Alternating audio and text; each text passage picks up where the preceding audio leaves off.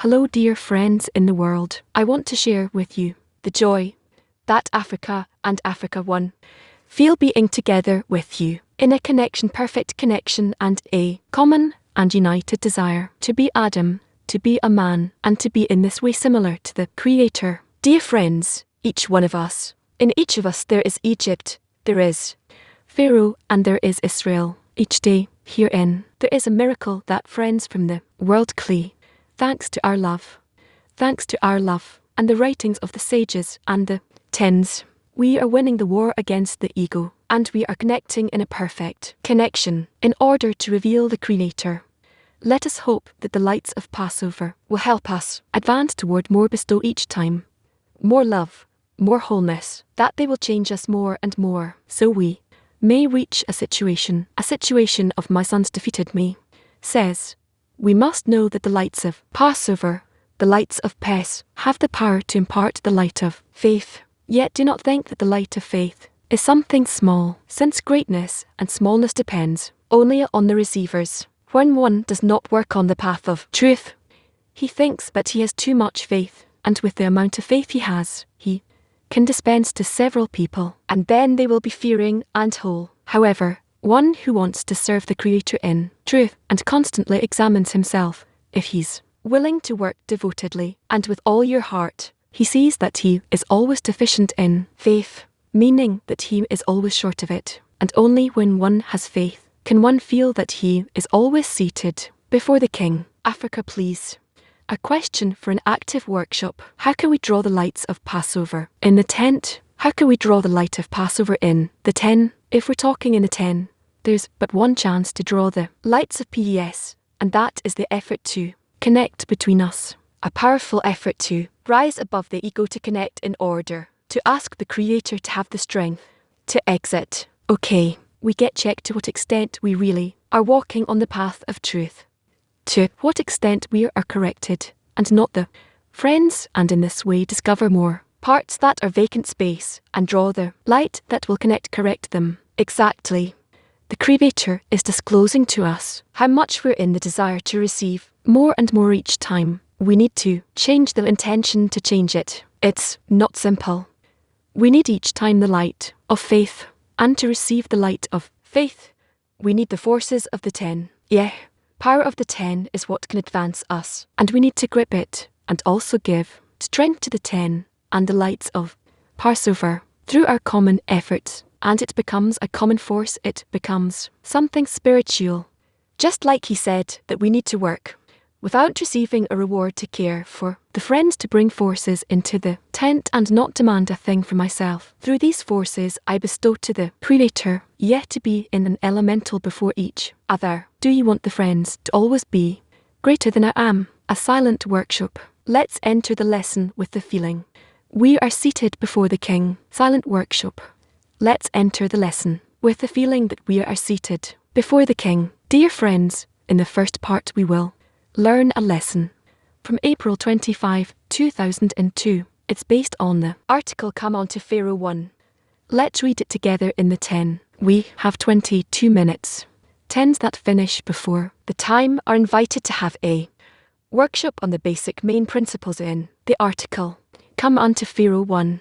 Come unto Pharaoh. This is perplexing. Should it not have said go unto Pharaoh? The Surah explains. But he allowed Moses into rooms within rooms to one high sea monster. When the Creator saw that Moses was afraid, the Creator said, Behold, I am against you, Pharaoh, king of Egypt, the great monster that lies in the midst of his rivers. The Creator had to wage war against him, and no other. As you say, I the Lord, and he explained, I and no emissary. It follows that come means both of us, together. To interpret this in the work of the Creator, we first have to know what is our demand for engaging in Torah and commandments. That is, what are we asking in return for it?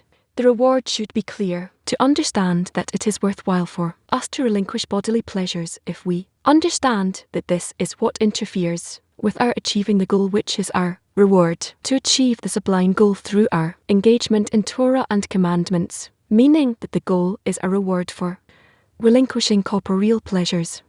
Therefore, we should know that the main reward we want for keeping Torah and commandments is a teaching with the Creator, which is equivalence of form as in and to cleave or to adhere unto him. It is as our sages said, the Creator has created the evil inclination. He has created for it the Torah as a spice. This is the cleave vessel in which we can receive the purpose of creation called doing good to his creations, which is called the revelation of his godliness to his creatures in this world. As it is written in the Essay Matra, the giving of the Torah, it is known that the heart of the work is in making the vessel, but the filling which is the abundance poured into the vessel comes from the upper one, which is his desire to benefit his creations, to do good to his creations.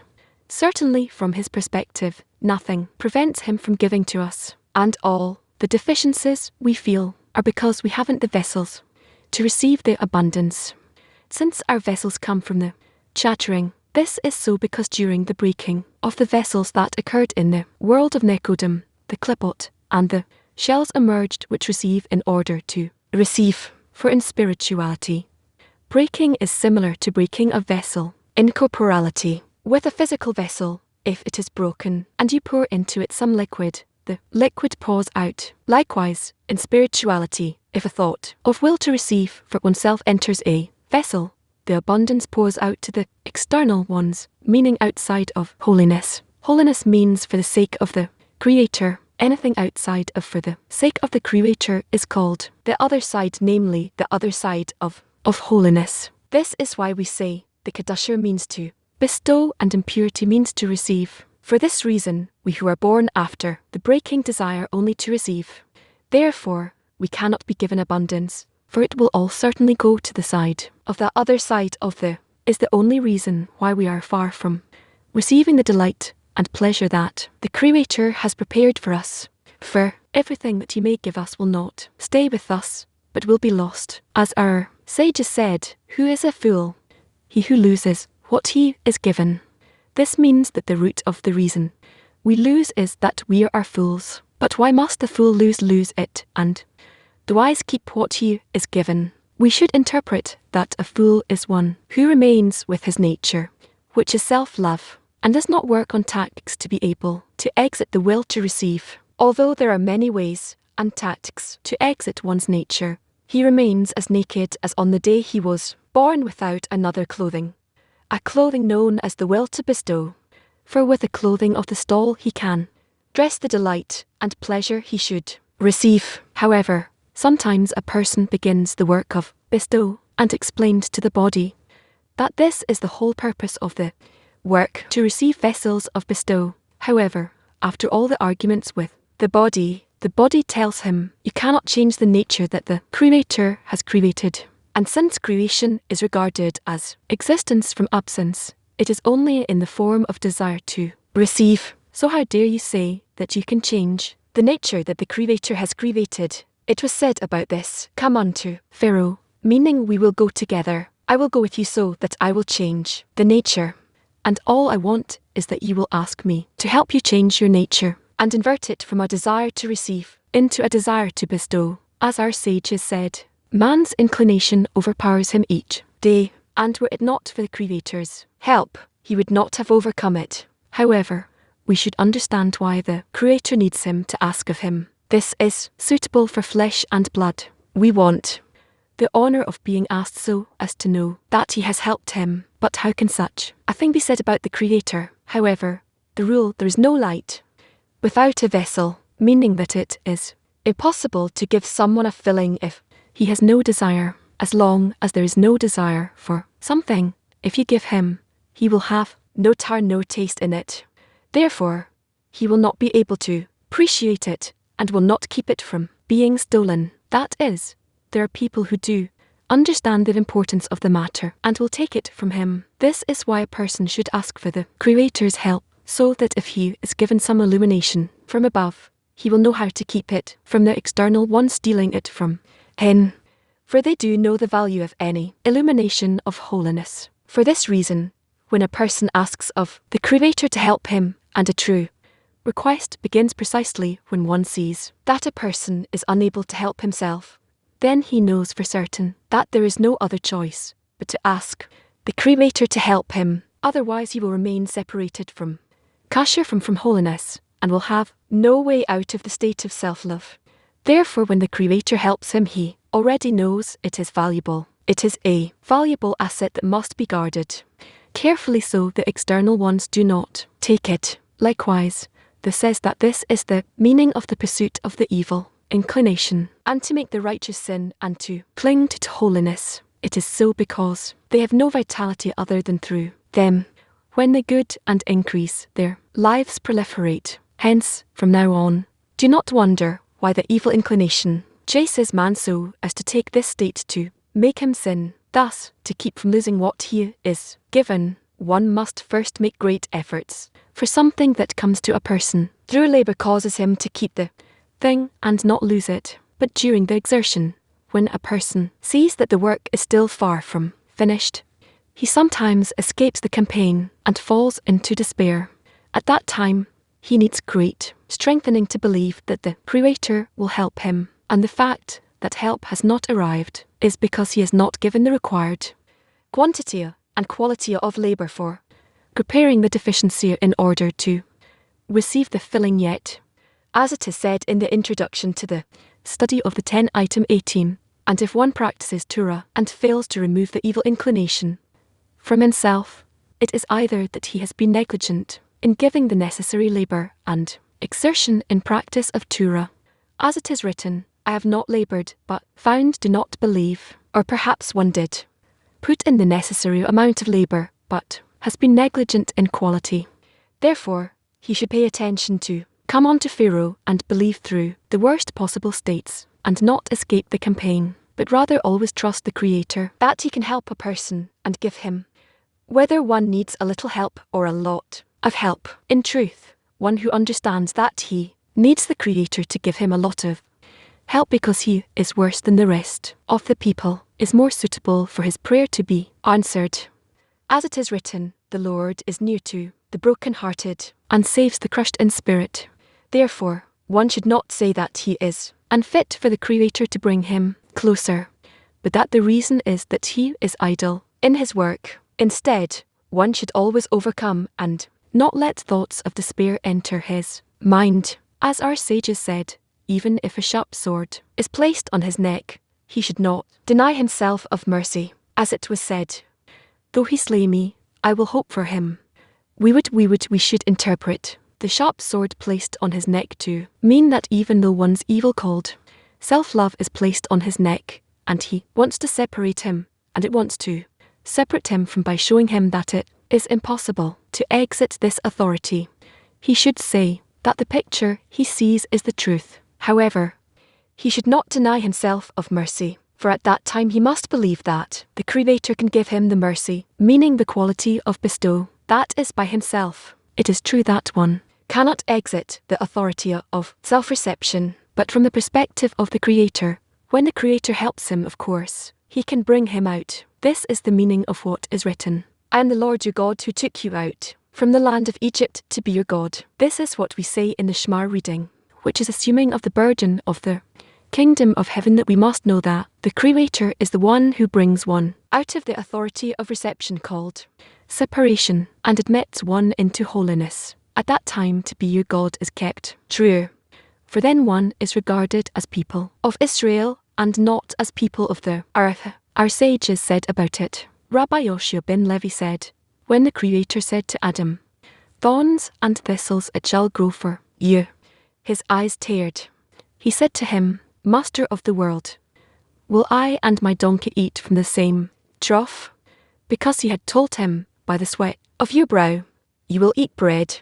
His mind was promptly eased. However, we should understand Adamishan's argument, who inquired about the Creator's action, why he deserved to eat from the same trough as the donkey. This is a just complaint. The evidence of this is that the Creator advised him to eat bread. Were this not a just complaint, the Creator would not have accepted his argument. This argument saying, will I and my donkey eat from the same trough, is difficult to understand. What is his advantage? After all, our sages said the man Adam was born on the eve of Shabbat of the Sabbath, so that should he become arrogant, he will be told that mosquito came before you in the work of creation. Accordingly, If a mosquito came before him, then what is the complaint about eating from the same trough as the donkey? However, we should interpret that after the sin, he fell into self-love. It follows that he has become similar to a donkey who understands nothing but self-love. This is the meaning of his eyes teared. And he said, will I and my donkey eat from the same trough? Meaning from the same discernment of self-love. This is why he was given the advice, by the sweat of your brow you will eat bread. Bread is regarded as man's food. That is through labour, and by the sweat of your brow you will eat bread, which is man's food. He emerges from being the people of the earth and is then called the people of Israel, which is straight to the crater. But Egypt, which was the people of Israel in exile, for Egypt is called a nation that is akin to a donkey, means that the aim is only for self-love. For this reason, at that time, the salvation to Israel was that the Creator took them out of Egypt. This is the meaning of needing to intend upon the acceptance of the burden of the kingdom of heaven. I am the Lord your God, who took you out from the land of Egypt to be your God. For precisely by the force of God can we come out of Egypt and be rewarded with to be your God. What talent he is or some specialty, it's enough for him to make efforts in the work and not be lazy. And our plea depends on the deficiency, how much we're missing the lights to bestow upon us and change us. And if there's enough, if there isn't enough deficiency, you can't build our plea. The Creator doesn't want us to simply ask of him, but to really prepare ourselves to have a real deficiency, specifically to bestow, specifically to give love his qualities. And he's inviting us, but he's also given us all the conditions to develop the real desire, the yearning for him, and for us to be together in prayer. Yes, a person is born with self-love, and to exit it is not simple at all. A person needs to recognize to what extent he can't exit this, and each time he recognizes it more, and then, when he knows it all the way, he asks for help from the Creator to take him out, and he has nothing else at that point. Each time he discovers that his eyes tear up, that he cannot exit, and he's asking from the Creator, but he doesn't want to eat from the one trough with his donkey, and then he becomes a real, exactly. He writes here one who understands that he needs a lot of help from the Creator because he's worse than the rest of the people. What does it mean, worse?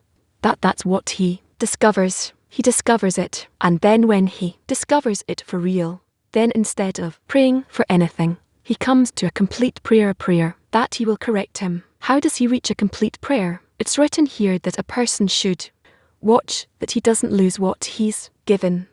He must first labour greatly, as the next thing that comes to a person through labour is what causes to watch not out, not to lose it. Now friends, we'll go to listen with love from April 25, 2002. This was the article. Come unto Pharaoh 1 from the runs of the letter, the stages of letter from Rash.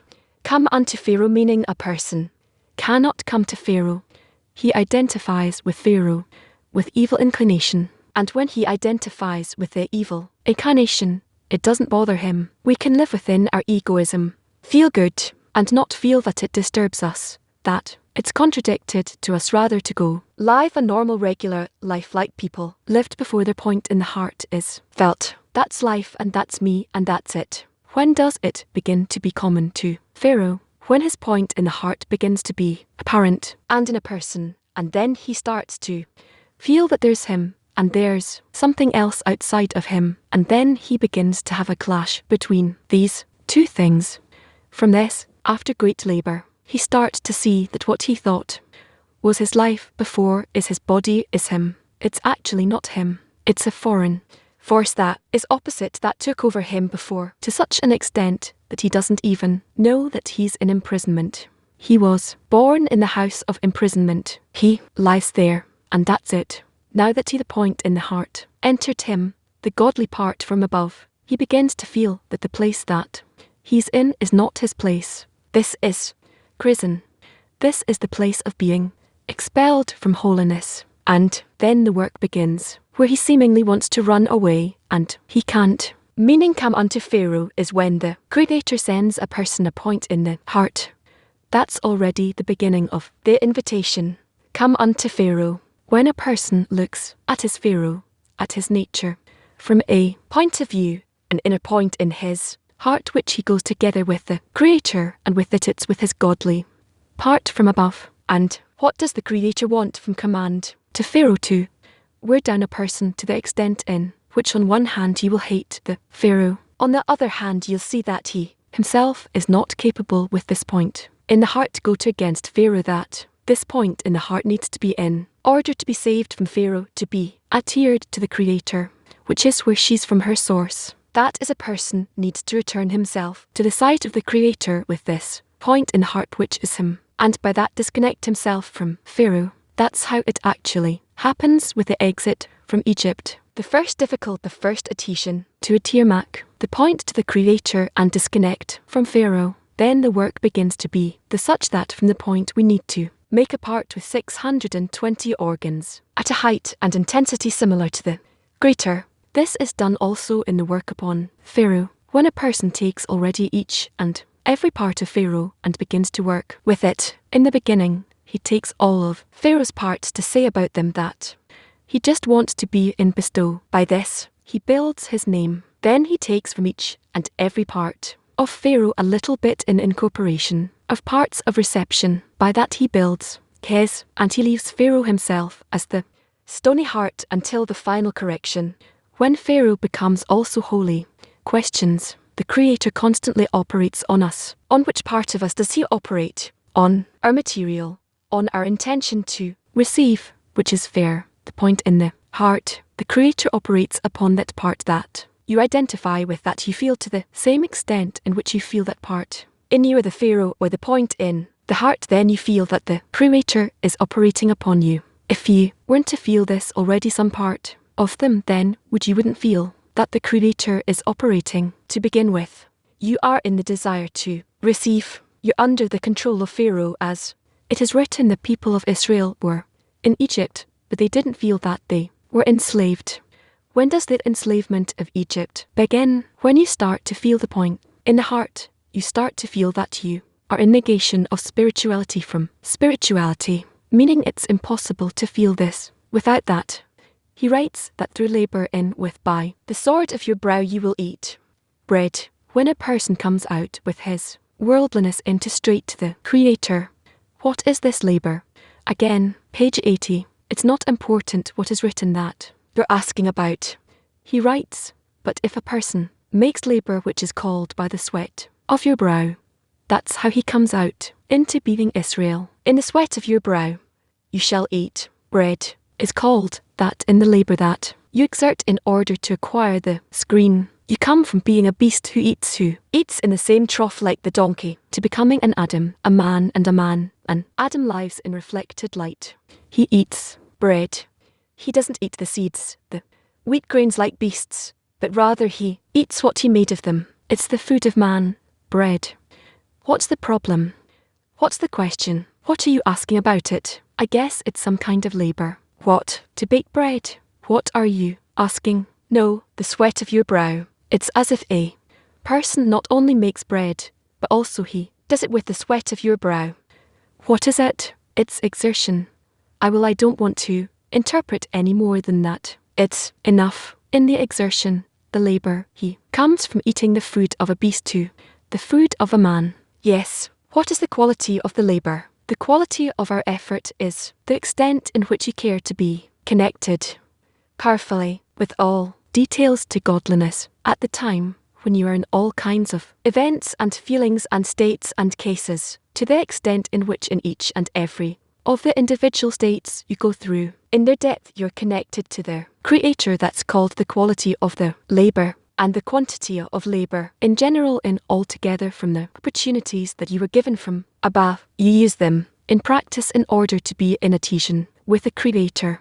Let's say throughout the day, out of the 24 hours I slept for about 5-6 hours, and the rest of the hours I was in all kinds of situations that I'm conscious. But out of this consciousness, let's say 24/6, that's 18, yes, 18, these 18 hours that remain, I was in the awareness of the work of the Creator, let's say for 4 hours, and the rest of the hours it wasn't reminded to me from above. I couldn't do a thing. I forgot.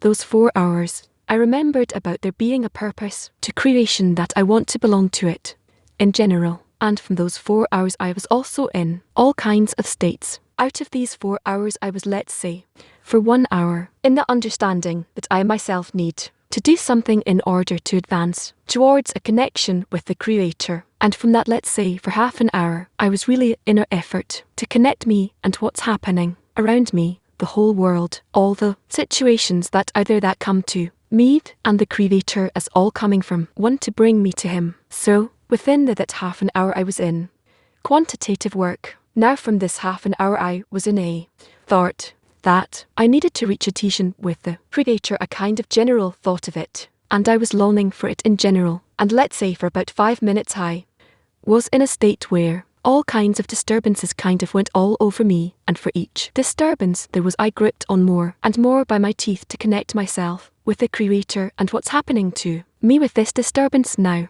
All the time in this kind whirlpool, a powerful spin where I felt this connection with the Creator upon each and every disturbance, every obstruction, and each time in a different manner, different and special and unique way. That's called the quality of the labour. That's it. So above they write down that so called so and so was 3 minutes in the quality of labour, and let's say for 10 minutes in quantity of labour. Now on the next day we have more, and like that until a person fills this quotient of sorts, each of his own. There needs to be a certain quantity of exertion, a certain quality of exertion, and then he's let into spirituality. This is called by the sweat of your brow you will eat bread. Start working with the real vessels. In other words, it's not just that we collect these quantities and qualities, because these quantities and qualities together build the cleat to enter spirituality. What's the entry? A colour vessel. According to the size of the key that you've collected for your soul, it's enough in order to start to feel spirituality. So you start feeling for someone else, there need to be a different quantity and quality, so you start to feel spirituality in different measures of quantity and quality of labour. It's not there opening up for you there looking you did your open, but rather you yourself are creating the vessel within which you feel spirituality. If right now you will complete what you need quantitatively and qualitatively, according to the root of your soul, then the moment you complete it, that's the vessel, you'll start feeling it, and that's it. There doesn't need to be some other action from above, from the Creator, or something that gives you especially kind of like payment or reward, some kind of reward or something. No, you're done with it. Then that's specifically what becomes that key for feeling spirituality. In other words, the quantity begins by me remembering the Creator, that He doesn't leave us aside. I remembered, and quality begins when we begin to send obstructions, and I'm certain hold it on to that question with all of that. Is that correct? That's correct. Next, when I don't remember, it doesn't count as anything. The moment a person is not reminded of it, he's not reminded. It's not reminded to him. There's a calculation with it. But why they're not reminding? There are all kinds of calculations for you didn't work prior to that to have a society that will remind you. You didn't labour at the time when it was truly reminded to you. You didn't collect the labour in order to build for yourself all kinds of supports, and so on. So you're reminded from above, but it depends on how much and when, according to the extent in which you add from yourself, it's added for you. There's such a lore. Yes. In page 78, it says that the Creator can help a person and give him whether he needs a little help or a lot of help.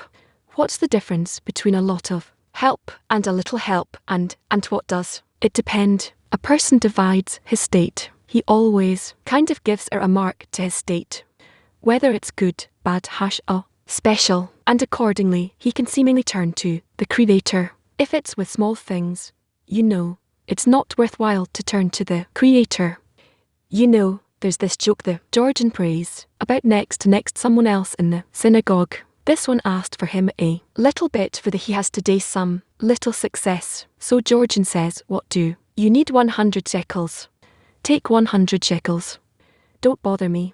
Let me pray. It's something like this. Yes, meaning, it's about little things. What should I turn to the Creator for? For big things, I go and pray to Him. The small things I'll solve myself.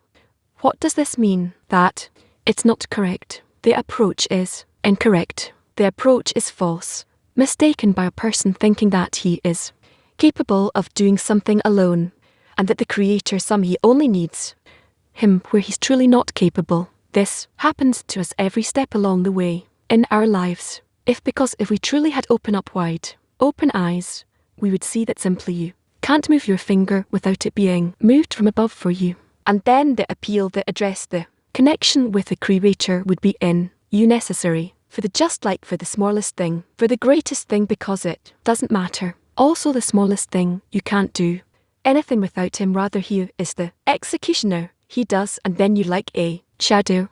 Repeat it, and simply make some kind of movement, and that's it. So therefore, to turn to the Creator only for the big things, special things like this, Georgian, that says don't bother me, I have something serious, take what you need for today, leave me, let the Creator take care of something serious. This approach is incorrect, and this is what happens, but this happens to us all the time. We just when you get a blow, oh, that I'll go and pray, I'll go to the Wailing Wall. You understand this here, the Creator needs to get involved, but for the simple things, yeah, we'll get along. You wait until something will happen. It's very foolish approach, but that's how we were built, right? Yes, you remind me of my mother. God bless us all. I'm reminding you about a Georgian. You're reminding me about your mother. What kind of relationships do we have here? No, because it's faith of mothers of the previous generations today. We don't do this faith for the smallest thing and the Creator, and we don't want to. You relate to him for great things, small things, but for great things. Correct in olden times according to the stories. Really how people were living. They were very primitive people, but they had faith according to that simple, because they were pure, they were refined, and they had this feeling that the Creator, yes, he's the upper force, is operating on them, and they're constantly under his control, and with him each and every person performs what the Creator is performing in him at the moment, and that's how they would relate to this. That's why there were truly different lives, different stories, and also different attitudes to life. We can see how much this generation has changed. Rush said, he says you don't know, but in the previous generation, this was in the 19th century. He meant after all I was with him in the 20th century. This is in the 19th century, or even in the beginning of the 20th century. He says if you were to tell a regular Jew, a simple Jew, everything and I'll open up the heavens for you, it wouldn't be even a question for him. It would simply be like that. Today, I must be a member of Parliament. It won't help. You understand that simple Jew doesn't want to be. It's honour and money, control, governance. Only then we see to what extent all these, the whole appreciation of things at all, fell. The desire to receive grows. It's not that someone's to blame. We just need to see the process to read it correctly. So, but first connect oneself to the actions of the Creator. It used to be easy and natural. Yes, the prayer that we make, that we ask each day for the malfunction, for all those things. If I don't do it, then I sin with pride, since if I'm saying things that I'm constantly receiving, taken for granted, I'm not asking for our whole prayer book. Our Sidhu was made by the members of the Great Assembly, the Knesset, the Great Knesset.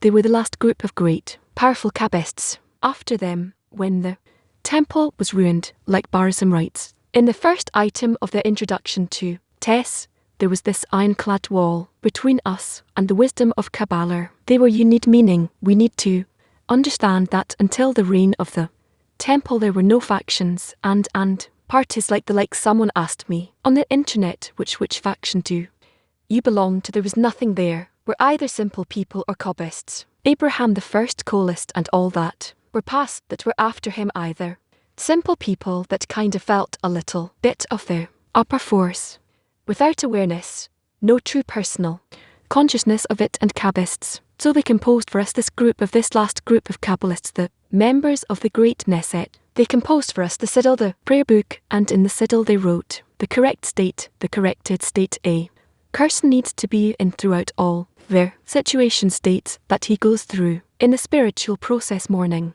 evening, night, day, eats, drinks, meaning these are all spiritual things. But they wrote it in such a way that also in our world we can observe this, and also in spirituality it's the same. So, if you perform such an action in corporality and truly intend to be rewarded by it with spirituality, and it reminds you that in spirituality there's such an action, then all the better.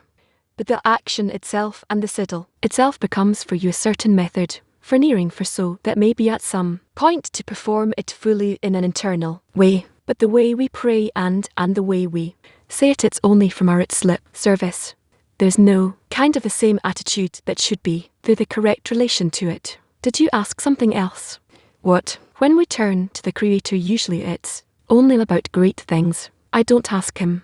If I don't ask Him for money for this simplest thing in life, and I'll say this, I'll get by myself, as if He doesn't give it to me anyway. Yes, so there's something in this prayer that I ask nevertheless. Meaning you're saying that each time you pray or do a blessing or do some kind of action that we call a mitzvah, commandment in this world, then what you're doing reminds you about the fact that you should relate to this action internally, blah blah blah. Not just to say blah blah blah. Blessed be the Creator who created the tree, the fruit of the tree when He eats an apple, but rather before you eat, and you make the blessing when you do this seemingly obligatory because it's a commandment. Nevertheless, this action leads you to the intention. This is considered that after one's actions, one's heart is drawn, and it's truly so. But this happens with us all the time when we want to hold on to the intention. We want each and every action of ours to lead us to the goal. We don't want to waste our lives with everything there is without advancing to eternality. So, there will be value in every moment of mine in this life, in this world. If I don't use out of the 70 years any moment that I live in to give it a spiritual measure weight when I want something in spirituality for this moment, then this moment is cancelled as if it doesn't exist because it only belongs to the body, and our body is just like a mislie. Body, it goes up and down without any calculations for itself, so we need for ourselves, and because of this they composed the Sidhu, the prayer book, also for the people who are advancing and are in spirituality, and also for us, so that each and every one of our actions and also the practical commandments that we need to perform, we need to perform them, whereas each such thing should be as a foundation point. We don't need to make some kind of worship out of it, some ceremonial thing, but it needs to be an action, through which this action I make the intention I'm already entering this action this way into spirituality. The physical life becomes a basis for spiritual life. Why do we not learn how to connect the intentions to the mitzvah, to the commandments? We don't learn it. No, I mean specifically for each mitzvah, for each commandments. Why don't we learn how to connect specific intentions to each commandment? I will tell you, because eating an apple, in order to bestow and to say that, blessed are you the Lord our God, King of the world, maker of the fruit of the tree. So for this I need to come to a state where I am at the level of observing that commandment. I have to take a pleasure that is called an apple, opposite my vessel, my deficiency, and through the special labour to obtain a screen, so that the pleasure called apple, opposite my desire that I wanted, will be connected, the pleasure with the desire through the screen with the intention to bestow upon the Creator. In other words, where is the level of that performs the act of reception in order to bestow pleasure, which is on the level, on a par with this apple. So let's say it is at, if I'm already eating in order to bestow, it's a matter of, so I'm already in, after I have got, and I use my, which is called an apple, the level, the size of that is called an apple. So you're asking, why are we not learning this? What does it mean to learn? Learning how to do this. No, not how to do this. To receive some kind of explanation. So to do it is very simply take your desire to receive that pleasure which is called an apple. You can weigh it. You can know what it is. This apple in spirituality. Go ahead. So accordingly, you'll know what screen you need to make. Get the screen. Actions by which we get the screen. We know, we learn it, and then perform this action. This is called really performing an act with your soul. Precisely the same action you're doing with your body. Then in my body, I have an apple in front of me, green, red, whatever. I hold it in my hand. I look at it, and I say the blessing, and I take the first bite. Go ahead. So I do this with my beast. Yes, my donkey is now taking the apple, and begins to eat, gives the first bite. He said the blessing, gives the first bite. Can I do the same action in my soul, or not? I'm asking you. I have no idea. You have no idea. So what are you saying? Why are you saying why are we not learning? What if I have any idea of what's written in this? What do you mean what's written? I don't understand what is written. You need to do according to what is written in this. It's written that you need to do these things in the soul, but if you can't touch the soul, if the will to receive, you still don't feel what it is in the soul, and opposite that, you don't feel pleasures which are an apple, a cake, some spiritual food. You don't know what it is. You know what you have in front of your beast. You see it. In other words, you don't see the bread. You see the seeds. We eat seeds. That's what you see. Like a donkey. To get to eating bread, only with your soul can you eat bread. With your body, you'll always be eating the wheat itself. But in order to eat the bread with your soul, you need to really be a man, to do all the operations to come to go from being a donkey into being a man. So, your donkey will always eat in this trough, and the man in your soul will come to being man. You'll be eating the bread. But when we study tests, for example, and we learn about things that we have yet to attain, and also in this case it's all together to add some matter of the study, because nevertheless we're not doing these actions. If now I know that I'm studying tests, and these things are not in me, and I don't attain anything, I'm still in this world, and I'm being confused by the smallest thing. The pleasure that they bring me throws me completely from reception into things that you know it's a shame to even mention them. Not that shame, it's not natural, but it's a shame how weak I am. It's the smallest thing and elsewhere. So he's saying, but if we take some commandments and say intentions about them, let's say intentions about them verbally or inviting or by reading what they wrote, by this we'll be doing some action.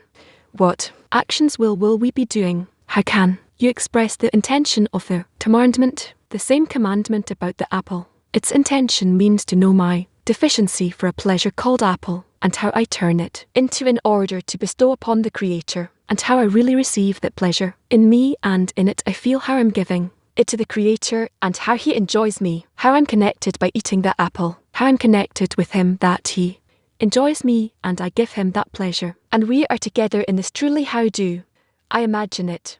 Spirituality is an emotional matter, it's not an intellectual matter. If I do all kinds of tricks and tactics that you think I'll be in an illusion as if I'm doing something, there are people such people who take, for example, the hash prayer book and begin to read what is in the he's a capitalist rash 3-4 hours it takes them to do the morning prayer, never mind, but they read what is written. The problem is if I read it like a donkey, is there any benefit in this or not? You're saying I add to it the spiritual aspect. In other words, but well, what is the spiritual aspect? I don't know. Let's say that in all those things there is holiness. So by reading and I, what am I now? What does it mean in I? If by this I constantly see that I'm not in this and I really want to be in this, then it really becomes a prayer, and by this and on this I draw up a light which reforms me. But if I read it and I think I'm already in it, then it's actually a lie, and such a lie that it's called. They become as bats, who it's not like they don't see, they think they see. They all the possibilities block for them for such people to attain spirituality.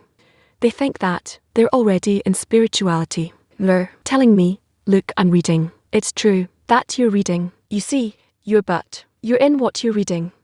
What does it mean to be in? I'm reading it. I'm performing act and I read about it. All the intentions. You know, they brag. I have the prayer book according to the it's written. What does it mean according to the well? I don't understand.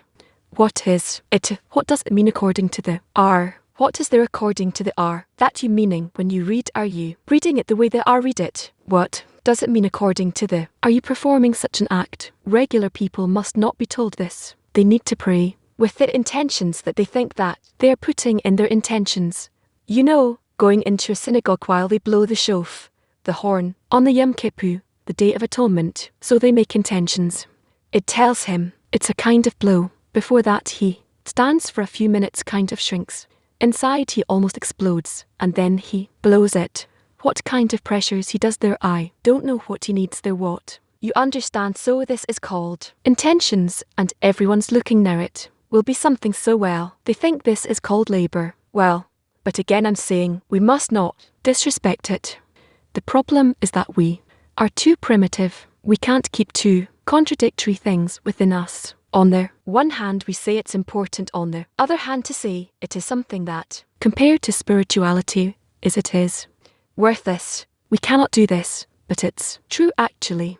Commandments have their merit, have their great value in this world, and you have to do them, and if he puts on it the intentions, he does the complete work. And don't we need to ask, why do I need to ask what in the morning while I'm putting the fine on? Well, no, you can ask why you're wearing fine, because there is such an act of spirituality, and you want to get to this action too. It want to once correct that desire called with a screen and performing it, the act of wearing fine, and through this act receive huge pleasure, really very great pleasure, in order to bestow. Once you will be rewarded with it, with every single commandment, with all 620 commandments, you will have to live that commandment correct, it be its degree, and move on. Each and every commandment is a degree. From here to the end of correction you have 620 degrees, and to be in some degree means to perform it, that commandment. Yes, if let's say the matter of come on to Pharaoh is correct, then it means that through the disturbance that you receive, you feel a necessity to approach. So how do I need to feel that something's bothering you? How do I refine the feeling of Pharaoh? It's a problem with all the necessity that I come to. You're saying this, if I have greater obstruction, stronger one, stronger obstructions, I will advance better. No, I will have a stronger grip on Pharaoh of the man that created more. What? It's not looking for more or disturbances. It's to look for a disturbance altogether, because sometimes in life is kind of like you don't feel, so you say life just goes on, flows. I'm going in my car now, and you don't see anything in it that can give you grip on godliness, on spirituality. It's so bland, tasteless. There's nothing in it. You're not suffering any blows. You're not getting any awakening. You have no way to somehow return to some connection with spirituality, with the thought of creation, with the purpose of life. You were given from above this awareness, this thought that there is life and it's got a purpose, but it's only awareness in the mind. But in the heart you weren't given any feeling, neither good nor bad about it. Not about your life, not about spirituality. So it's as if you're only aware, and you feeling that you cannot move from it, and you're asking, what do I do? If this is the state, and from above is not changed besides the group, nothing can influence you. You need something external. In your externality, there's either this world, or the group, or the creator. In the end, the creator and the world is the same. It comes from the creator and influences you. If the creator doesn't want to do it, he gave you the freedom of choice. Free choice, as he writes in the freedom. Only one thing, the society. In other words, there it's as if here, as if it does not interfere. Did you prepare a better environment society for yourself? It will awaken you. What now? How will the society do it? How he does it? I don't know. According to the customs of the society, let's say, society, it's customary to give each one a slap. The minute you see your eyes friends are shutting, you just slap him. That's it. Let's say it's the custom in group number 3. In group number 2, it's a caress. You understand, up to a little shout, etc. It depends on what you want. But without a society, it's only the creator, it, or maybe it's the way the world behaves, or he himself, either negatively, that's the way of the world usually, or positive, maybe from him, from himself, but from him don't wait. It'll take a long time. In other words, besides society, you have no one who can remind or can do anything for you, so that's it's good that you're still aware at I have life, I'm not in the purpose, etc. But if, you're not even in this if you're disconnected in both your feeling and your intellect from life's purpose, and even worse, it may be that you're not distracted in your mind and heart, but on the contrary, you feel that you want to throw up from this whole thing. Then what do? Wait for God's mercy. They can come a few months later. We know that there are also states when that a person can be in for months. Here, only the society, there's no choice. Only the society can society or death that. It's written this way. According to what he writes in the article Freedom, you have no other opportunity, only this. We say that the created being is really, absolutely from the Creator, this parity of form. How nevertheless does the Creator operate us? How does that happen? How the created being was so disconnected and far from the Creator, and the Creator is still in contact with the created being and operates it. Our disconnection from the Creator is for our part, not for his part. I, the Lord who dwells with them in the midst of their impurity. With respect to the Creator, from his perspective, there is no other side. There's nothing flawed. There are no changes with respect to him. Understand this: no changes. The most shocking thing that can be in our world for him. He doesn't have such a value the way it seems to you. He organizes things in the way that they are all in their final, most perfect form. And from there he relates to you, and then you feel the gap between your state and his. Now there are two things here, just like in our life. My child took something very precious or expensive glass and broke. If it were a person like me, I don't know what I would do. I would put him in jail until he gave me back the millions that it's worth. If I have a little child, if it's my own child, I don't even yell at him. I myself cry. It's called the sorrow of the and the poor little, he can't do anything because he's not developed. So we're treated not only according to the level where we are and where the Creator is at the end of correction, and with us that we are with him at the end of correction, which is a gap of 620 degrees. We're also treated according to our development, that we are far from the final normal development after the 620 degrees. So the relation to us is according to our level of development. Okay, yes. So to yourself in this state, it's better to stay a child and never kind of, oh good. He says correctly. So it's best to stay a child. You add knowledge, add pain. You see, the words of the wise, right, correctly. That's correct. Every time you grow, you suffer greater blows. For sure, we see this in our world too. It's clear. I was in Miami. There you know who goes there all. Those so I came to some place where there were drivers. In America, it's a special species. They have their own radio with each other. None of them finished more than 4 or 5 grades at school. They got a driver's license because everyone gets it if they take a loan in the bank. The bank buys them the truck. So, it's the bank's truck and they work. I don't know. It's a kind of purchase. He's got nothing. But you got the license. You want to work. Go ahead. The bank owns the truck with the insurance and everything, and you work. And they don't know anything about their lives. That's his truck. That's his house. That's his life. That's it. I looked at them, and I looked at those wealthy people there. He couldn't. I think the rich people should envy the drivers. And they're having fun in the evening. They get together. Everything is simple. You know, they don't know anything more than music. No news. Music. 24 hours music. And they drive the whole time. Can such a person suffer any blows in life? You need to see how, and this is why. Man's nature, look by what things the Creator awakens us: envy, lust and honor, negative things. But without it you don't rise from being a beast to being a man. In other words, if you add to beast envy, is it something negative or not? Lust, envy or not honor? No. So from a beast, you'll get a man. You listening? Who is man? A beast plus envy, lust and honor. Okay, today I'm starting to speak psychology. Let's learn right. You well, if a person has some little things like you said earlier, that even the small things we need to turn to the Creator.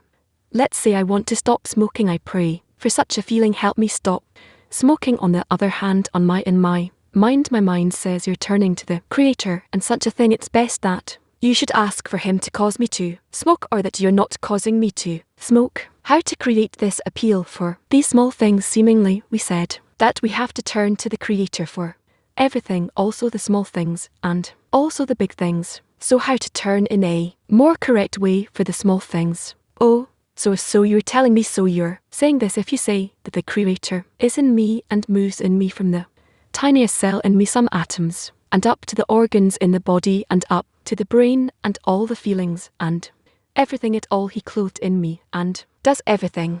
How will I feel it in such a way that for the smallest thing I will turn to him in the correct way? You can turn to him, you're told, when you need to feel that he operates and not Pharaoh. In other words, it's not your body that's working, but the Creator is working in it. And there's a struggle between them in you that you're constantly in doubt. Is it the body operating or the Creator operating? Which is them? And then you need to come through these collisions, these scrutinies, inquiries. You need to come to a state where, until you suffer blows, where it seems to you like it's the body operating, you cannot truly adhere to the thought, to the knowledge, to the feeling that it's truly the Creator operating. This is called getting rid of Pharaoh and adhering to him.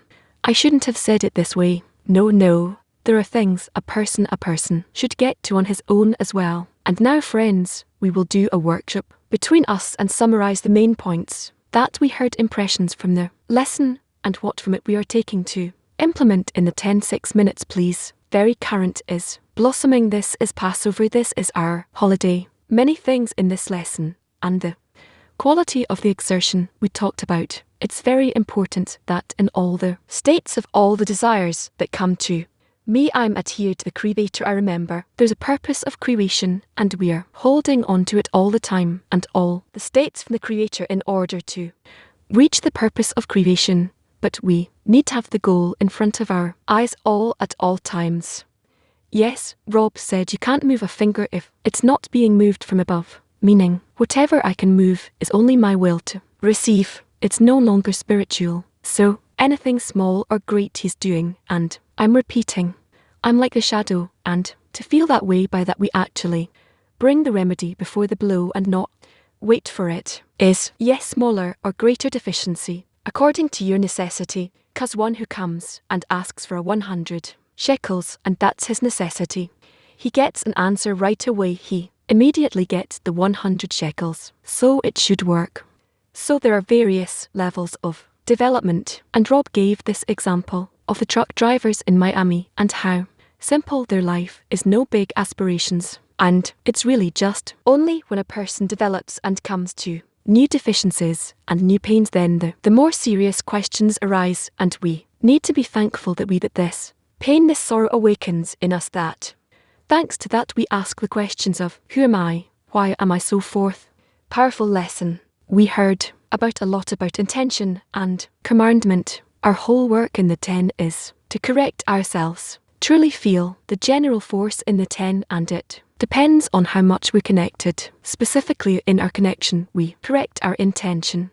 Very profound explanation, and the principle is not just to know the spiritual laws or the mitzvot, however we call it, but to do them, and means to examine why are we doing, what intention we have, what prevents us from doing it, what kind of counterforce, and ultimately that in the 10 means how much we want to connect and do everything through prayer.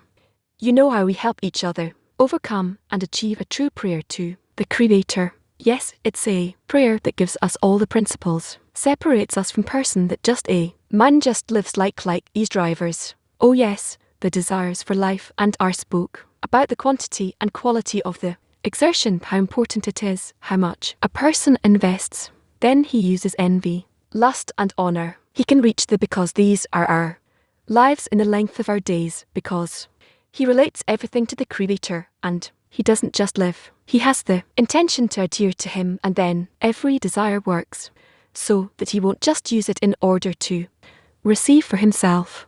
He makes that discernment, and that's our work. How throughout the day we're in it, how much did we use of our time to reach the right intention? We were born, and we died, and we didn't use any desire. Raf says that through the effort we become humans, and not like a beast, because the effort is what builds the clay and enables us to receive the reward, and the will to receive is in order to increase the screen and express the connection with the Creator in each and every moment.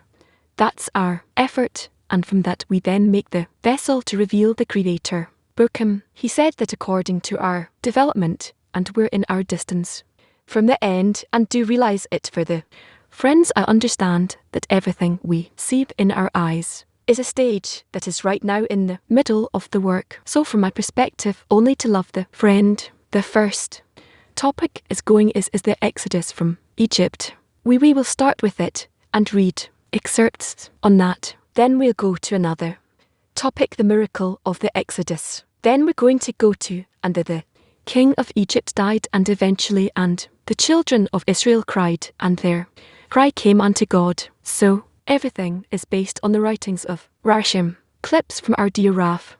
We'll also want to have some workshops in the tens, read together and answer questions. So we have a lot of things ahead of us that are actually following the process of the Exodus from Egypt. So in the first lesson, Rav gave a phenomenal explanation on the quality and quantity of exertion. How out of 24 hours, we have 3 minutes left. So let's try to grow these 3 minutes. The quantity of the exertion we have already present in the lesson. But let's try for this quality not to have something that we just listening and stuff is happening in the background. But let's try to look for the connection in the 10. Let's look for the Pharaoh that I've mentioned in the first part of the lesson, and so on so forth. That's what we want to do. So we'll start from an assignment. We ask you to open the document of the source excerpts if you go to the study material website, from which we'll take the study material. You'll meet a document of source excerpts. So go in. Doesn't matter the language, each one in their own language. And we want you to read excerpt number 192 and 195. Again, 192 and 195. And the idea is that you'll read it together in your 10. Between you, the friends are reading it together. Read every excerpt twice. Again, 2 excerpts only. Excerpt 192 and excerpt 195. Let's read them twice. We have 5 minutes. 6 minutes. Let's take 6 minutes and read it twice. Except 192 and except 195. Please, reading in the tent. Okay, I'll begin 192. 92. When a person is his own servant, he cannot be a servant of the Creator, because it is impossible to serve 2 kings at once. Only once he has come out of Egypt, meaning from self-reception, can he be a servant of the Creator. At that time he can be rewarded with the Torah. It follows that the first innovation is the Exodus from Egypt, from Ramash. The first innovation. We're reading twice. We'll read again. When a person is his own servant, he cannot be a servant of the Creator, because it is impossible to serve 2 kings at once. Only once he has come out of Egypt, meaning from self-reception, can he be a servant of the Creator. At that time, he can be rewarded with the Torah. It follows that the first innovation is the Exodus from Egypt. 195. The more one speaks of the Exodus from Egypt, the better we should understand why we should speak so much about the Exodus from Egypt, to the point that they said that the more one speaks of it, the better. Also, we should understand what is said. Each generation one must see oneself as though he came out of Egypt. It is known that there is nothing to add in the light, but rather in the vessels. Hence more pertains to the vessels, which pertains to the lack of sensation of exile. And when one comes to feel the exile, he feels that he himself is in Egypt. In such a state, how can he praise the Exodus from Egypt while he is in Egypt? Is the meaning of must see himself as though he came out of Egypt.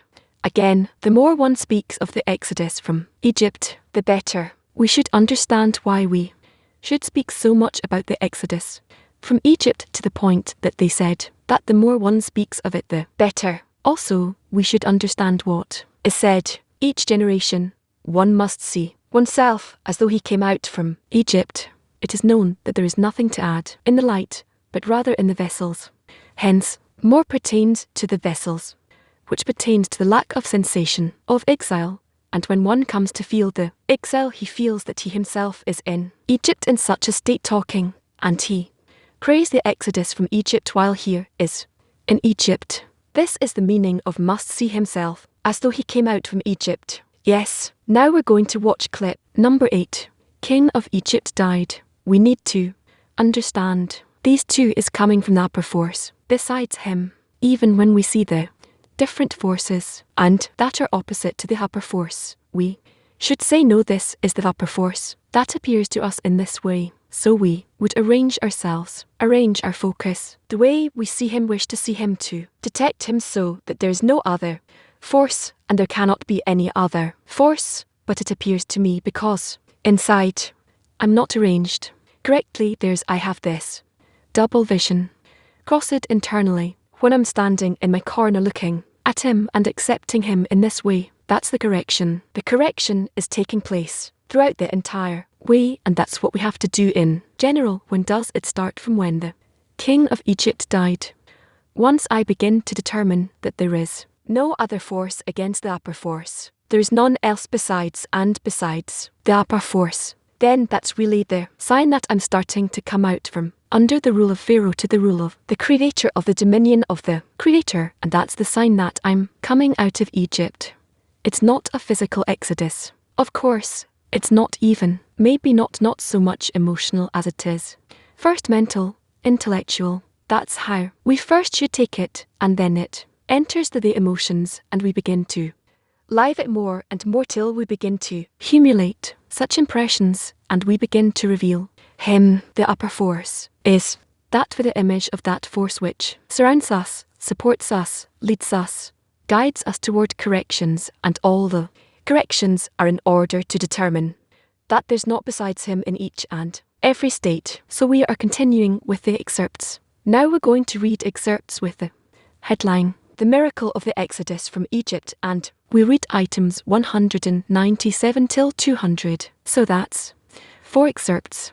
After that, we'll have a workshop about what's a miracle, and after that, of course, we have a few more excerpts to read, and at the end, we'll have something like 25 minutes for Q&A. So if you have questions, go ahead, write them down already, prepare them if they come from yourself or from the workshops in the 10 ends. So for now, let's start reading. We can read these excerpts. We can read them just one time for each one.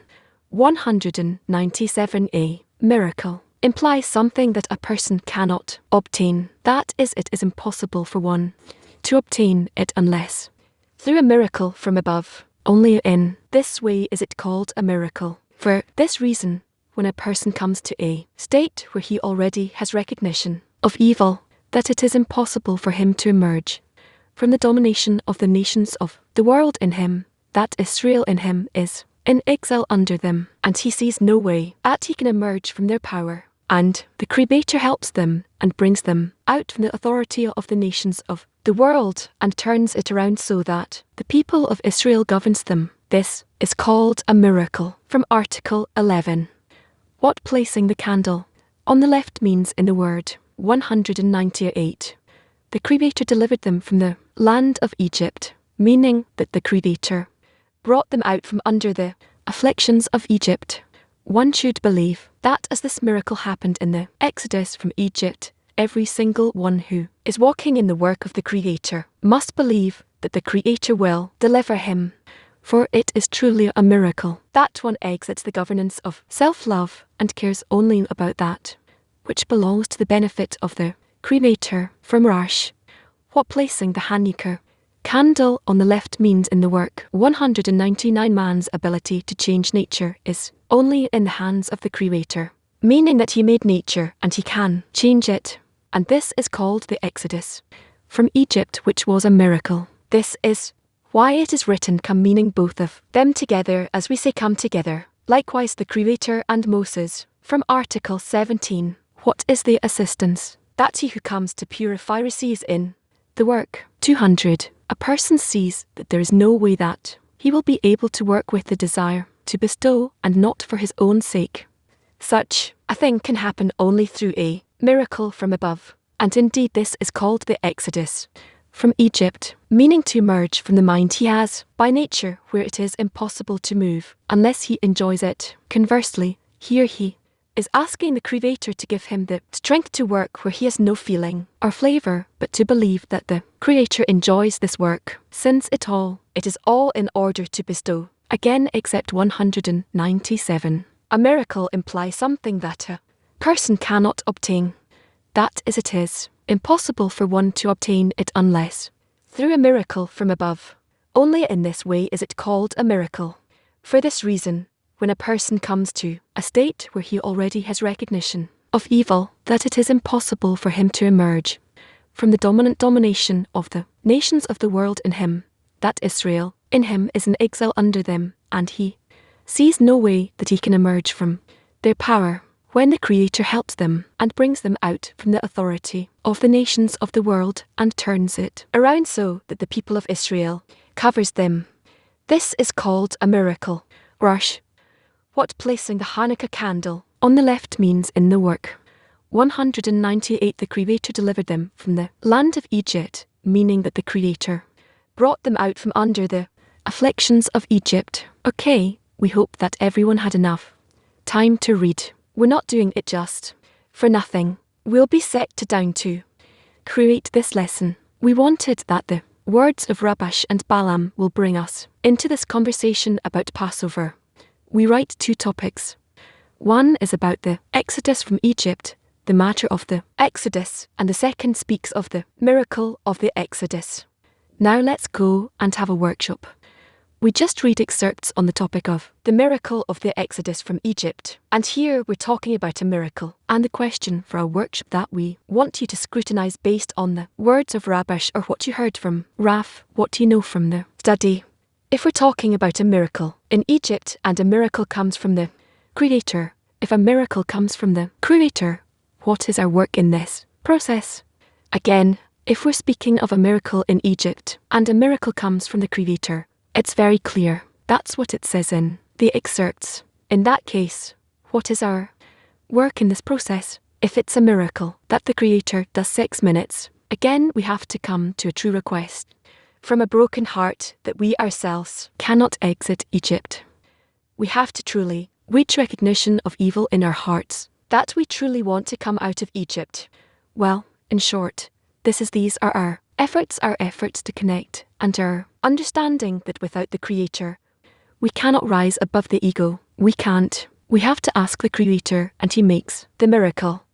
There's no life without a vessel. We just need a vessel. So we learned that people of Israel were in Egypt, but they didn't feel that they were enslaved for the desire to take it upon themselves until the development of the point of the heart. So we have a society that's where we can feel envy.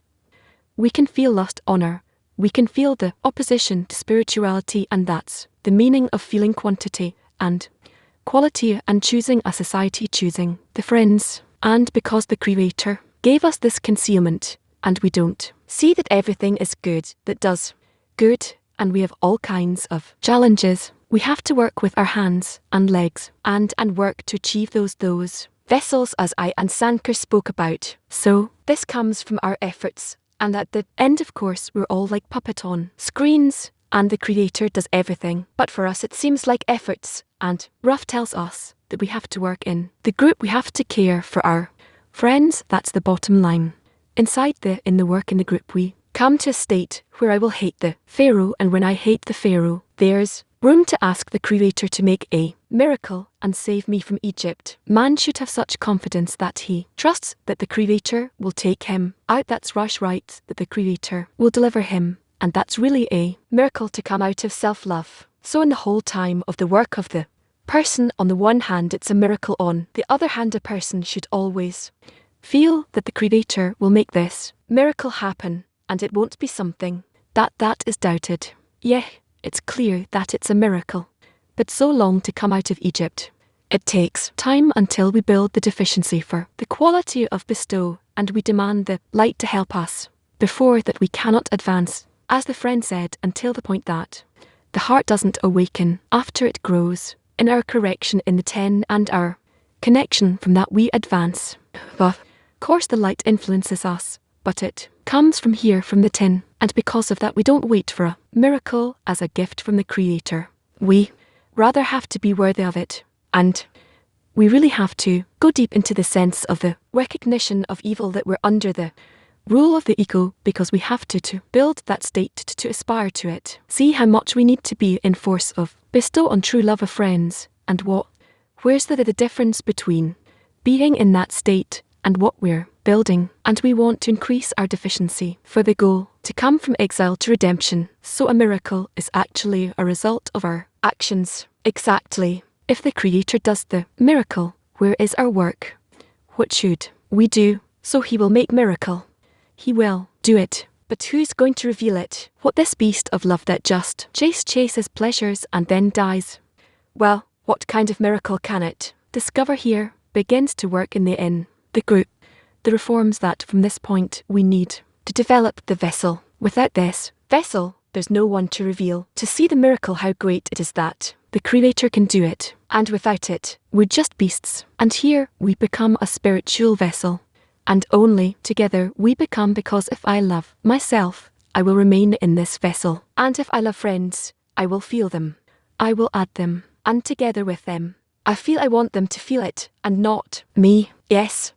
We're going to go to clip number 5, please. Our work is not to try to understand spirituality in the mind, and not to feel it in our emotions, and not to do some actions that we acquire the spirituality in our vessels, but only to aim ourselves correctly, to grow, to increase the reforming light. Meaning from this point on, I check myself, which of my actions in the study, in dissemination, and my life, it doesn't matter which of my actions will give me more of the forming light, the optimal, maximal light, as much as possible each and every moment. And then I try to be in such states to study, to disseminate, connect with the friends. Just tell me what to do as long as I can get the maximum reforming light in each and every moment.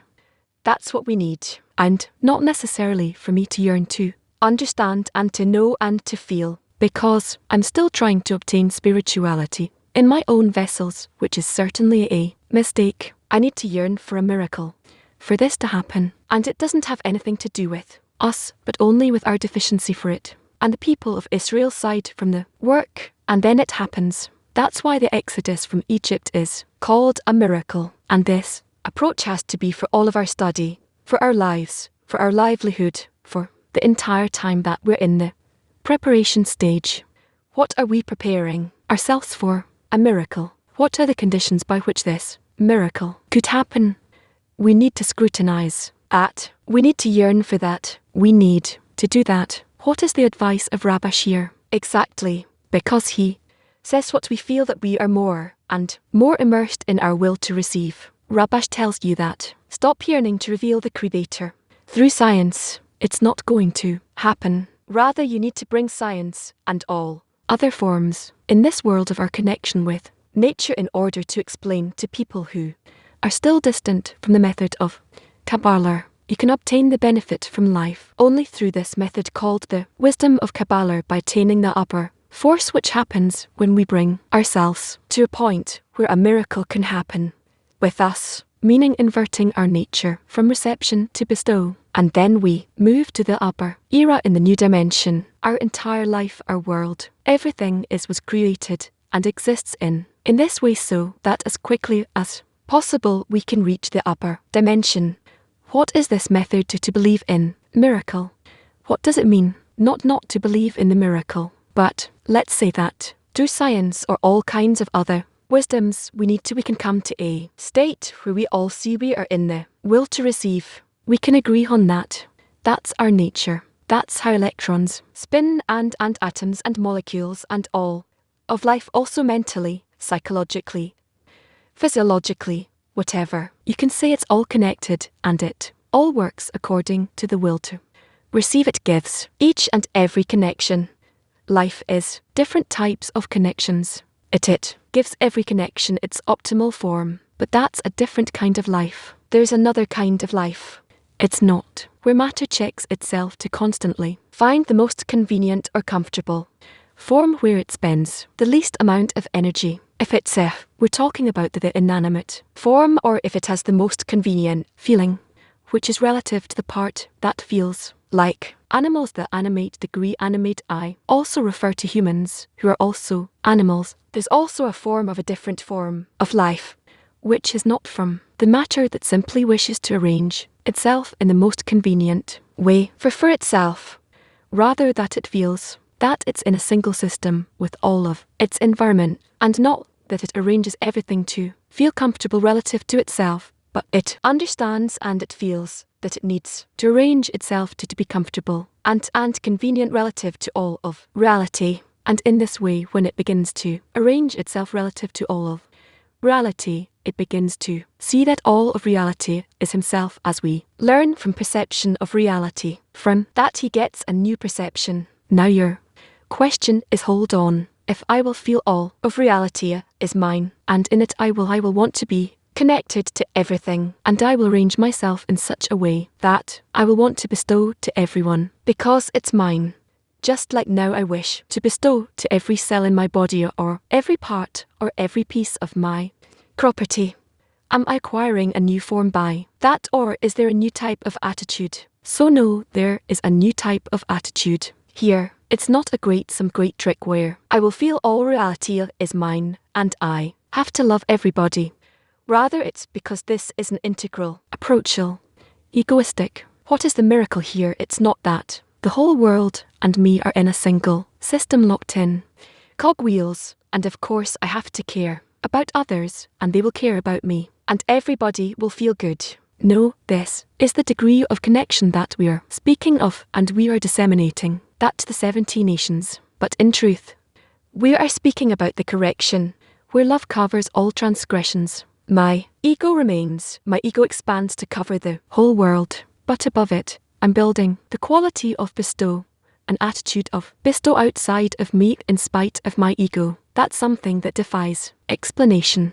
Hence, it's written, you will discover it, and no stranger will. Before he gets there, a person cannot understand what it is. But before that, we have to work on this miracle, on the reforming light, and we need to bring ourselves to that point precisely. And when we stand in that point and expect the reforming light, it would mean that we are gathered around Mount C. That's why there has to be connection as much as possible. Never let go of it.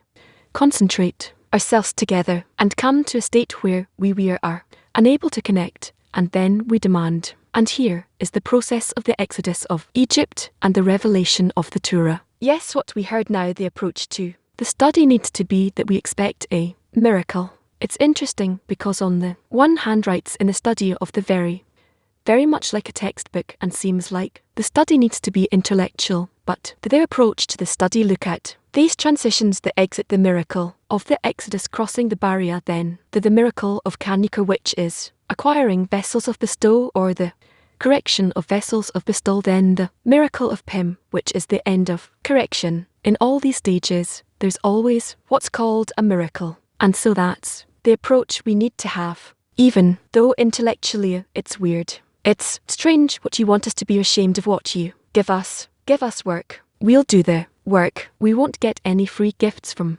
you, but we'll labour, and then tell us what to do.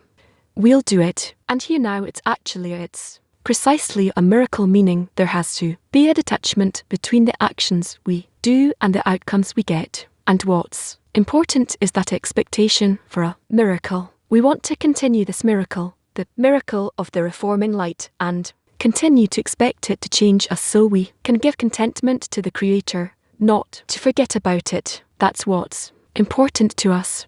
That's why we're here, and that's the purpose of our lesson. I want to go to another central topic in this state called Passover, and the children of Israel side from the work. That significant moment where that inner desire called Israel feels that it's sighing from the world, from the work, and it's crying up to heavens, is a very important moment in the process. Let's read except 208 together. We'll read it, but we're all reading it together. Except 208. It's from the subtopic of in the children of Israel side from the work. Rush says, in that article of the connection between Passover, Matzah and M208, it is written, and the children of Israel sighed from the work. Which work are we speaking of? It means that it is from the work of the Creator that this is called hard work, since it was difficult for them to work, in order to bestow, because the Egyptians and Pharaoh king of Egypt installed in them their thoughts and wishes. In other words, since the shell of Egypt is primarily self-love, the Egyptians ruled over the people of Israel so that the people of Israel too would walk in the way called self-love. It was difficult for Israel to overcome these thoughts, and this is the meaning of what is written, and the children of Israel sighed from the work. Yes, then exert 210.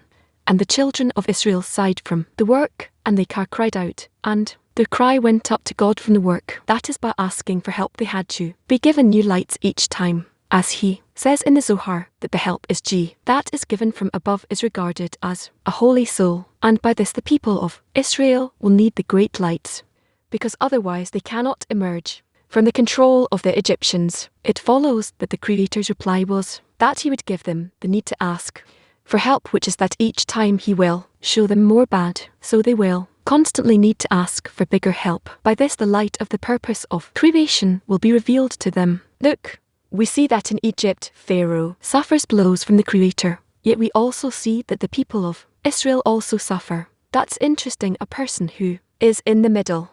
One time he identifies with the point in the heart, so it turns out that he suffers because he can't connect. He can't justify the Creator. We can't do these things. In Egypt, we can try. A person suffers because he's unable to bestow. On the other hand, if he identifies with Pharaoh, then Pharaoh suffers 10 plagues. So it turns out that in Egypt, both Israel suffer and Pharaoh suffer. So here's a workshop question. What's the difference between the suffering of Pharaoh and the suffering of the children of Israel? What leads to the state of the children of Israel aside from the work? 6 minutes. Well, it's clear to us if we have recognition of evil, efforts to reach the quality of bestow, and we have the recognition of our evil. We can't do it, our suffering. That the Egyptians are keeping us stealing our work. They want us to work for them. That's our suffering, and our suffering to come out of our nature to a nature of bestow, to be servants of the Creator, not of Pharaoh. And Pharaoh, he suffers because he can't really let us go. That's our nature. That's our ego, and he's going to hold on to us until with the feeling of asking the Creator to make this miracle. Make a miracle of let us go. Pharaoh suffers from not receiving for his self-benefit. That's what makes him suffer. The will to receive. Why am I not receiving? And what leads the people of Israel to a state of the children of Israel aside from the work is that they feel how they can't be with the will to receive that grips them. That's the suffering that we see, how the will to receive is everywhere and cannot overcome it. Then they sighed, says that the torment of Pharaoh, but it's a Pharaoh inside of us, the torment that I feel by not receiving some corporal pleasures, kind of torment that has to disconnect I myself from the will to receive that I'm in since the day I was born. And it says also yesterday we learned that Moses came to the people and explained to them what does it mean to work and bestow, that the force of faith comes. It says that what you are doing now, maybe you're watching the lesson, but where are your intentions? Where are you truly to understand it's not for you, rather it's to bestow to others. Absolute bestow. It's a different kind of torment, and we need to work on the right line. Pharaoh suffers because the Creator doesn't give pleasure. The Pharaoh wants to receive, and he thinks he already controls Israel, but suddenly blows come from the Creator, and he cannot receive the pleasure as opposed to the suffering of Israel. Israel longs for connection, but is not capable of it. Yeah, that's the essential difference, that the torment Pharaoh's torment is from within the world to receive, but for the children of Israel, they cannot stay any longer in the state of Pharaoh. They need to come out on the one hand, on the other hand they can't come to this new state. Yes, exactly, because our entire work is to reach the quality of bestow, and we see how hard that is and how difficult it is to nullify and to connect and to be connected with the upper force. And in each and every state we see it's difficult. And it's clear that if I'm not functioning in the temp properly, then I also suffer. My will to receive suffers, and the quality of pesto, which is a state that I need to reach with the friends, that we feel the suffering, because we are unable by ourselves to come to the quality of bestow. We come to despair, and from that to true prayer which we truly wanted, and Pharaoh's torment. Friends said about it that it's in order to receive. This is always in our feeling. It ultimately brings us suffering from the quality of reception, and from this intention to receive. It's all in one man, Pharaoh Israel. That's what we need to discern in our work, and the Creator gives this to us. Laitman said to differentiate between just any desires and the desire to reach the Creator. This comes from receiving a state where we want to kill each other, and from that state we have to go by faith above reason and connect to the friends, and that's always difficult. Okay friends, so we touched on quite a few points. We spoke about the matter of the exodus from Egypt. Then we spoke about the miracle, which is a fascinating topic in and of itself. Then we started to talk about in the children of Israel. Aside from the work, we now want to go out to some Q and pay mutual scrutiny. Let's put up question marks and start to scrutinize the things we discussed. We studied together. Rabash Araf, we're here. We'll try to answer questions as best we can. So, we're invited to participate, to incorporate. We heard how important is this incorporation. So, focus group. Yes, we understand this whole process, and we understand it in a personal way, individual way, but the whole story of Passover is about all of Israel in general. So, how can we feel this miracle in the France and this cry and the friends, and that the whole story of Passover will be about the whole 10 and not just individual of this it can't be just individual. We know from the story and the whole process of Egypt that it happens when a person is in a tent and he begins this whole process of connection and bestowing and scrutinizing what is Lishma, and he understands that doesn't mean he can just bestow directly to the Creator. He has the friends instead of the Creator, which is the system the Creator has set up. We perhaps would like to communicate with him directly, but we understand he's hidden, and that's why we have to work with the friends. So this whole process of both the entrance to Egypt and all these scrutinies and all of these cries the children of Israel aside and so forth, and the exit is also in the connection between us, and what we're talking about here is not the connection itself, because the connection itself is only after we exit Egypt, and then there's a condition of either you connect or there will be your burial place, meaning the true connection requires an additional force. It's not just exiting the ego. There of course we get some support. We escape Pharaoh. But the true connection and mutual guarantee RV is only when we receive a force called Torah. Thank you. Turkey 1. If the Creator is the only one who can change our nature, so what is man's role? What can he do? True. It's only the Creator that can change our nature. And we heard that he's doing a miracle by taking us from the world to receive to the world to bestow. But we need to build a vessel. Passover. All of Passover deals with one main thing, acquiring the vessels. Why did they go down to Egypt?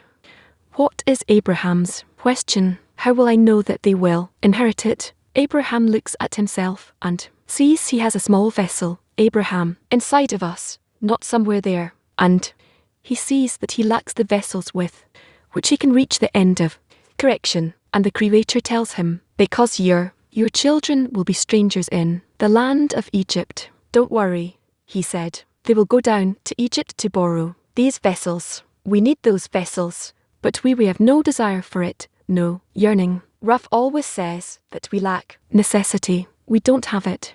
This whole thing we build together, this is man's role to build a vessel. In the beginning, he begins with a single vessel as Hill asked, and later he understands that he can't build a vessel by himself. He can only build with friends out of effort to connect, out of the investment in the 10. This is our work. Then gradually he exerts and he fails. He labors and he fails. He wants to love and he fails. And these things awaken a demand. He has a need. He has what to come to the Creator. Without it, there's no point of contact between man and the Creator without the work in the tin. So man's work is to prepare the deficiency, the vessel, the demand, the yearning, the cry. He is the one who's going through all these states. The Creator will finish the work for him. Thank you. Good morning, friends. Thank you for the wonderful lesson. A question. How can we in our individual work feel these states? On the one hand, we can feel states in our group work, but how do we combine that with the individual work of revealing the miracle and be together all of us in the same field? Look, it's true that the work is group work. The work is in the 10, but still, one who feels the response from bestowing and receiving, which essentially are the two actions we're doing in general in all of humanity. And in the 10 I always bestow something and receive something. Could be an impression, could be an attitude, could be it doesn't have to be through hands and legs. But these are the two actions of connection between us and so one who feels that is me, meaning the friends are for me to be able to express my passion to the Creator, and what's required of me is only that passion. How can I express that passion when I want to bestow and there's a friend in front of me and I try to do that towards them, but the one who feels the inner resistance to it. If that's me, I feel it that when Pharaoh arises, I don't know how the friends feel it. I assume they go through the same processes, but what I feel is me. My inner Pharaoh is what I deal with. The disturbances that I have are personal and individual. Everyone has different disturbances according to the root of the soul. So of course it doesn't cancel the individual work. Latin 8. Thank you, friends, for the lesson. Gratitude to your efforts. Just to ask that we need to establish great lights or to shape to get. How do we receive those great lights to come out of Egypt? We need to arrange big vessels. A great demand. A person receives a point in the heart. It's a point of interest in the Creator that's be heard from the teacher. That's not yearning. Yearning is something you can build, only connect. A small point of interest with other friends, and out of great effort, investment, methodical work with the reforming light with the articles during the lessons, he builds together a demand together with the friends. Man's vessel is small, tiny desire, primordial, initial desire that moves him on the path. But he then has to plant it in the field that Creator has blessed in his 10. And from the 10, he build a common vessel. And it's a diverse vessel. Ask said each one has a different route of his soul going through different states, coming from different place. But all of this together builds a mutual vessel. And I begin to feel this mutual vessel. I have a vessel. I have with what to come. I have a demand, a plea. I have a demand for help, failure, success that builds the sigh, the cry, and from there, person can continue. Thank you. So for whom do I ask the miracle? Turns out that I can't ask for myself because we don't ask for ourselves, and for others I also can't ask because you have to reach a state where you have that demand. There has to be a deficiency for the miracle. So who do I ask the miracle for? Look like in anything else the sages explain to us that with regards to prayer, first I ask for the others, and then for me. I'm the last one, of course, but also for me if I want to have the quality of bestow, so I can bestow to the friends and through them to the Creator. Why can I not ask for that? Of course I can. The whole matter is this an artificial request, or is it from the at first? Of course it's artificial because I don't have it at heart. So as we say from Lishmar, we come to. That's why there's a cry in Egypt that I truly want to bestow to them from my heart, but I can't. And this is called a prayer before a prayer, because if I have it in my heart, I don't need to pray. The Creator is already connected.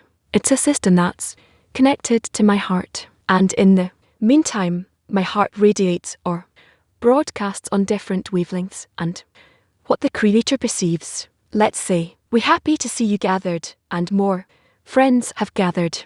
We're really happy to see all these political gatherings with some friends in Vienna as well. It brings a great deal of joy when friends feel the need together. Thank you for sharing all the lesson we're talking about, the right connection that we need to make. The children of Israel built the right connection in Egypt through Moses.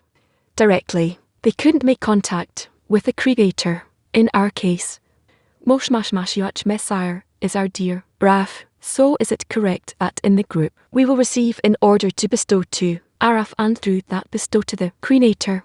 In such a way, the whole world colleague can unite around that, because our dear rise is the greatest thing for us. What do you think about that? To bring contentment to the Creator through bestowing to our great dear Rav is indeed great, and everything we do we learn from him, as you know, and I think that if there's something that will give him contentment is that we simply continue in his path, that everything that he taught us is teaching us and will teach. Just doesn't matter if it was in the past, in the present, if it's say lesson from 20, 30 years ago or from yesterday. Everything we do is to try to realize Rav's method, the way he received it from Rabash, and he received it from Bissim, and I imagine that the more we try to do it, it gives him contentment.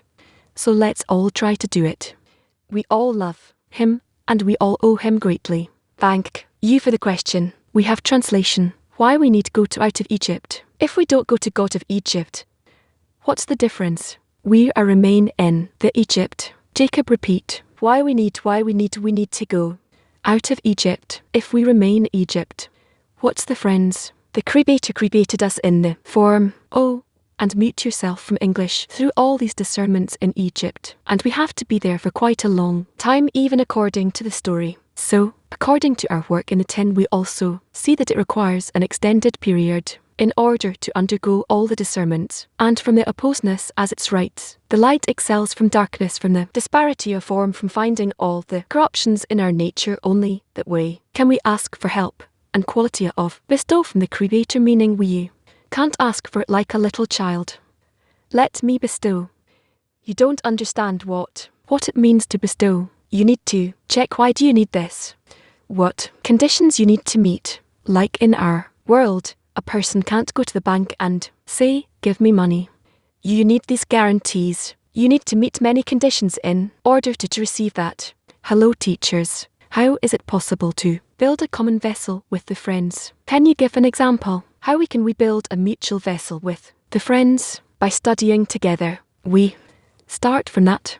First we learn, we study, we build a tin, we begin to have gatherings, and gradually the friends begin to become important to me. I begin to feel them. I begin to feel connected to them. I reveal various resistances, how hard it is or easier it is. Then I get along or I can't get along with them. Then I turn to the Creator. I ask for help.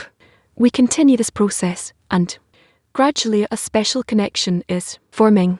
I'm sure you can look at your friends in your 10 Turkish 7 and feel a connection to them. Sometimes this connection becomes even more important than the connection with any other person, because these are the only people with which I can build a spiritual vessel. I receive from them the greatness and importance of the gold. They are the ones who help me advance in spirituality.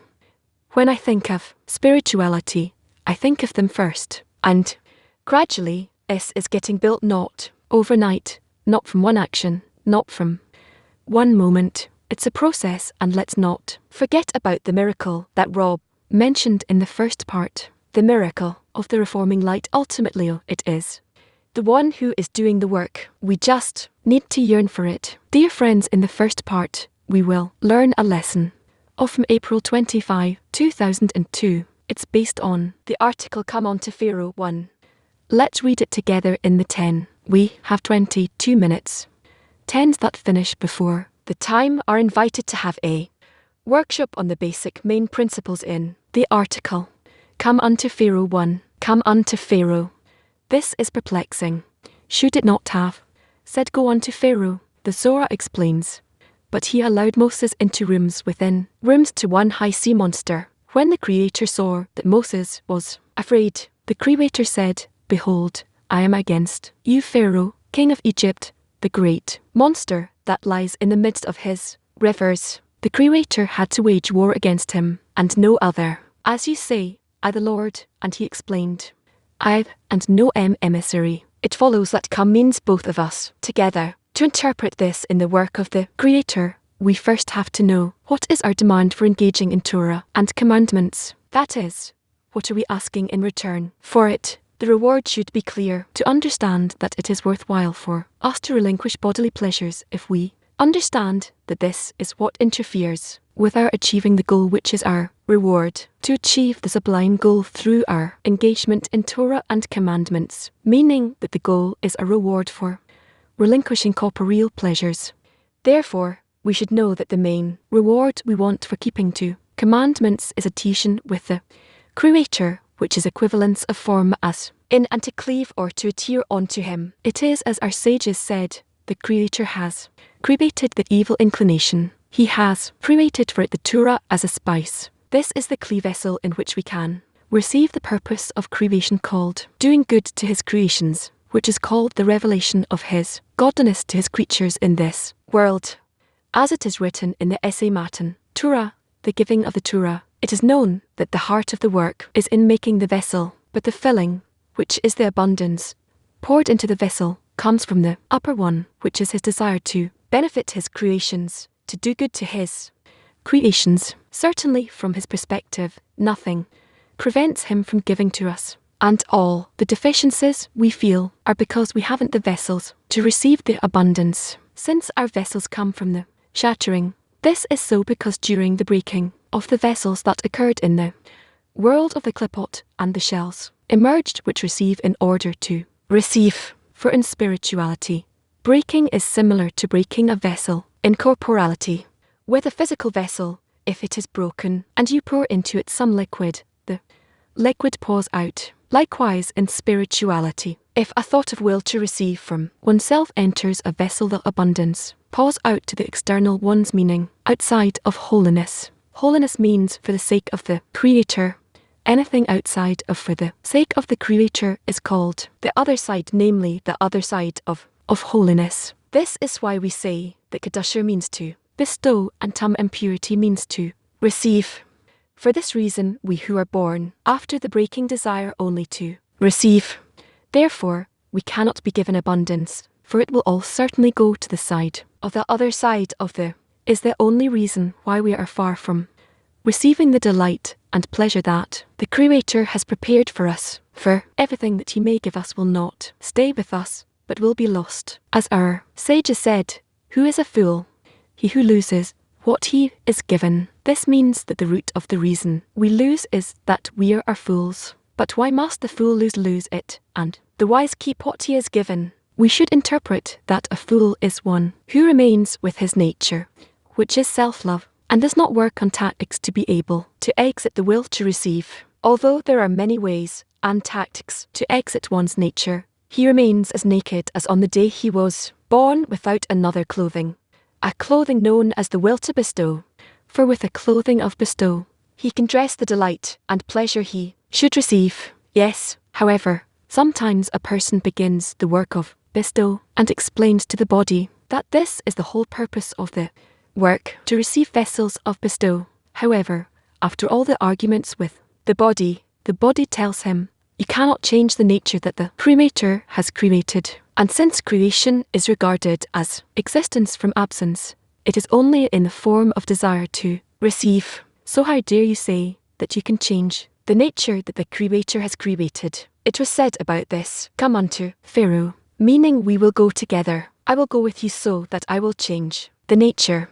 And all I want is that you will ask me to help you change your nature and invert it from a desire to receive into a desire to bestow. As our sages said, man's inclination overpowers him each day, and were it not for the Creator's help, he would not have overcome it. However, we should understand why the Creator needs him to ask of him. This is suitable for flesh and blood who want the honour of being asked so as to know that he has helped him. But how can such a thing be said about the Creator? However, the rule there is no light without a vessel, meaning that it is impossible to give someone a feeling if he has no desire. As long as there is no desire for something, if you give him, he will have no taste in it.